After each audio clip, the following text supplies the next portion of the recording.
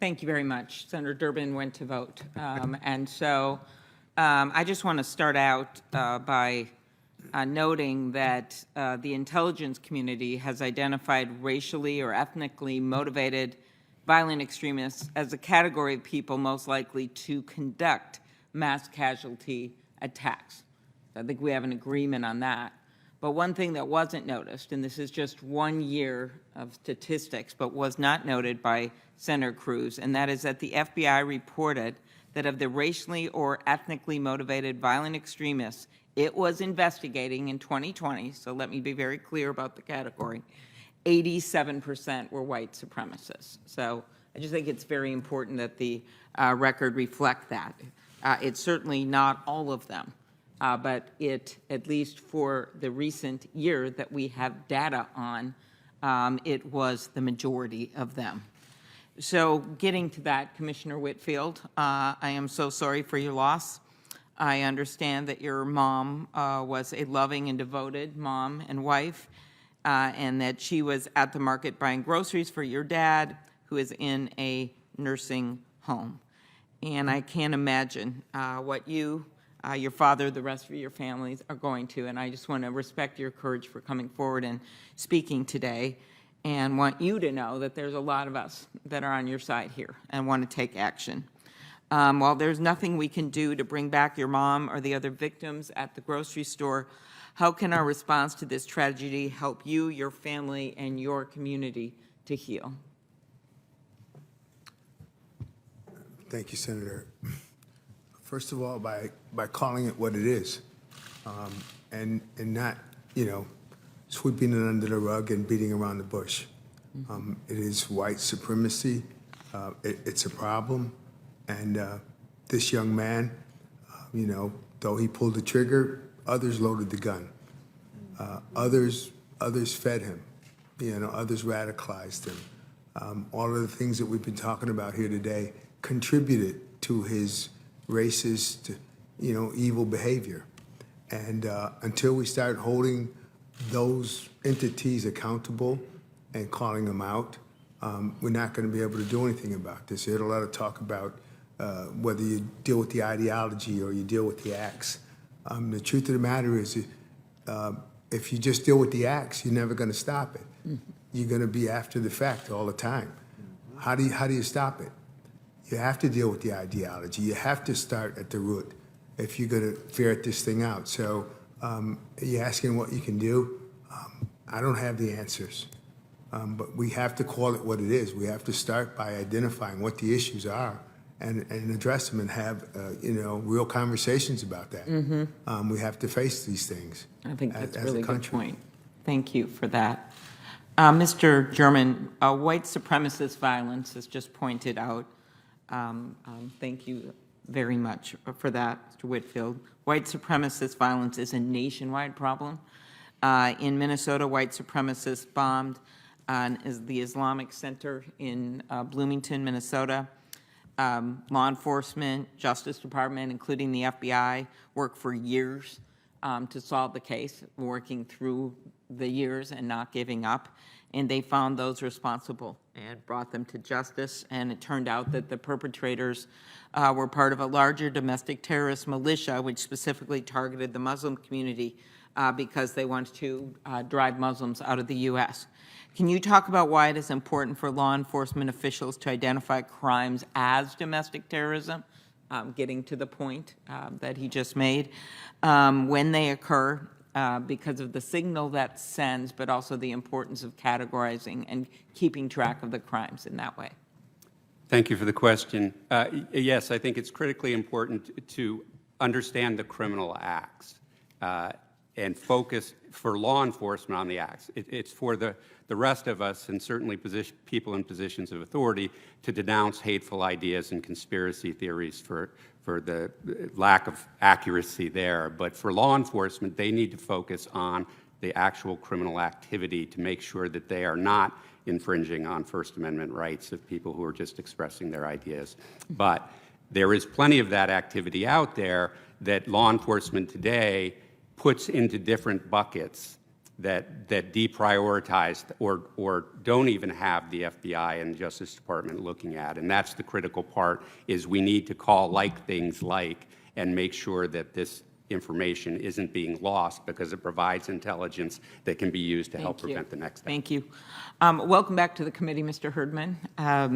The FBI-led Joint Terrorism Task Forces, which operate along with the U.S. Attorney's Office across the country, are on the front lines on this effort to address domestic terror. During the Rules Committee hearings that I chaired that investigated the January 6th attack on the Capitol, we found that a key issue in the run-up to the attack, as you know, was a failure to share information between local, state, and federal law enforcement agencies. We know that wasn't the cause, but in fact, we learned that we had to do a much better job in how we responded. Based on your experience as a former U.S. attorney, what are the ways that federal law enforcement can best work alongside state and local partners when it comes to domestic terrorism? Thank you, Senator. Well, presence on the JTTF is absolutely essential. You have to have local and state law enforcement present in your JTTF if you're running an FBI field office. Sharing of information, either through a state fusion center or through other bulletins that can go out to local law enforcement, again, very critical to make sure that that information gets out. And I think also, you know, a much unheralded part of this is regular communication with political leadership, particularly municipal leaders. I think that's a very critical element of the JTTF's work in coordinating with local authorities, is to ensure that mayors, council people, everyone else who's responsible for public safety functions in a given city or area are aware of what the potential threats are. Mm-hmm.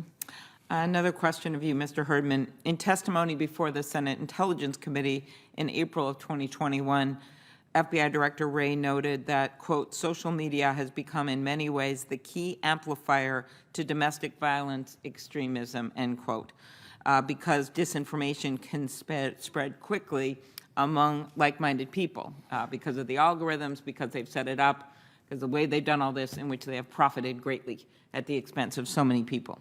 Do you believe that social media has made it more difficult to counter disinformation that can radicalize people and inspire them to violence? Yes, I think that's undoubtedly true. That there are, I mean, social media has probably not made a lot of things better in America, but it certainly has not played a positive role when it comes to spreading disinformation and potentially radicalizing people who would do harm to others. And I think it's one of the reasons that many of us on this committee on a bipartisan basis and throughout the Senate are focused on this, whether it is allowing researchers to look at the algorithms, a bill that Senator Coons is leading, and many, many others are looking at that amplification issue, because the amplification actually means profits for them. And it means that hate speech and violent speech and that kind of thing is spreading, which has led, of course, in part to many, many deaths. So anyone else want to answer that question? Yes, you, Professor. Well, I think it's important to know, Senator, that in our research, our nationally representative surveys that find between 18 and 21 million have insurrectionist sentiments to this day in our country, that it's not mainly a social media problem. I understand social media is very potent, and I'm one of the terrorism researchers who pushed that with ISIS 4, 5, 7 years ago. So I'm a very big believer that that can matter in certain circumstances. It's important to know today, however, that for the 18 million with 18 insurrectionists in our country as of just April, 40% report Fox News and Newsmax as their major news source. Only 18% Facebook, YouTube, and Twitter, and just 10% far-right social media like InfoWars, Gab, and Telegram. I'm not telling you that pound for pound, the viewer of Fox can be as stimulated as the viewer of InfoWars. What I'm telling you is there's so many more viewers in the mainstream. The problem here is the mainstream.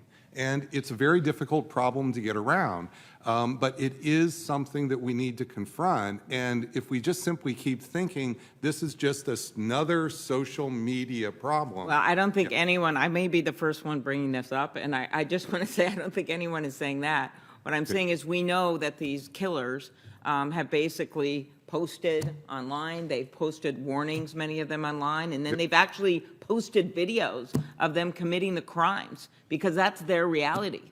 That virtual reality is their reality. And for us to just turn our backs to that and not think that it has something to do with this, I just think is wrong. That's where they're seeing the ads, by the way, for the guns that are with Santa Clauses and Star Trek figures and Star Wars figures. That's where they're seeing them. So I just, as horrible as all of this is, and that Mr. Whitfield has to listen to here, at its core, this is about white supremacy, what happened in Buffalo. We all think there's some widespread agreement on that. That is about guns, but it's also about how the information is being transmitted and our inability in this chamber to do one thing about it, because we've done zilch, zippo, nothing. So I just want to make that clear as we go ahead, that this is also part of the solution. So thank you. Thank you, Senator Klobuchar. I had to go to vote on the floor.